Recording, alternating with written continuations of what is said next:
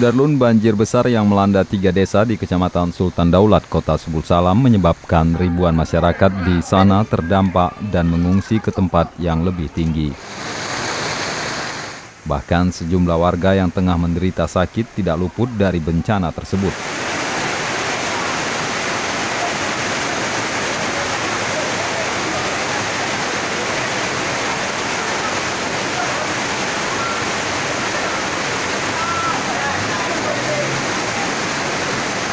Seperti Juidah, 50 tahun.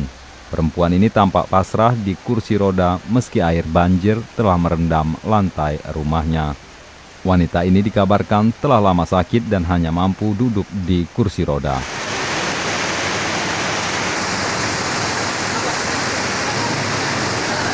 Banjir besar yang terjadi ikut merendam rumahnya.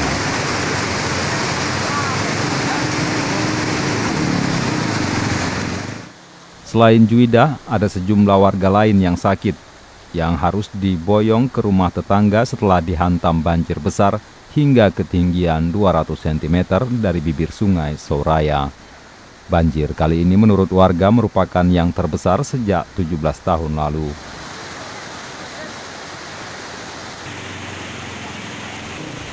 Banjir terbesar pernah terjadi di era tahun 2000-an dan kala itu juga turut merusak sejumlah rumah.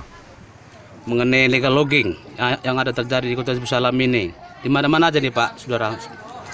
Setahu saya di atas sana lah. Setahu saya di atas sana. Tahu saya daerahnya di mana, saya nggak pernah ke sana. Yang setahu saya tahun 90-an itu kayu dari atas sana banyak keluar Pak. Lanjut. Air ini cukup besar. Masyarakat butuh bantuan. Ini masa panik, jangan masa panik itu dibiarkan saja. Jangan bantuan itu datangnya 1 minggu pasca banjir, itu bukan masa panik. Jadi wajar kalau masyarakat membuang supermi yang dikasih.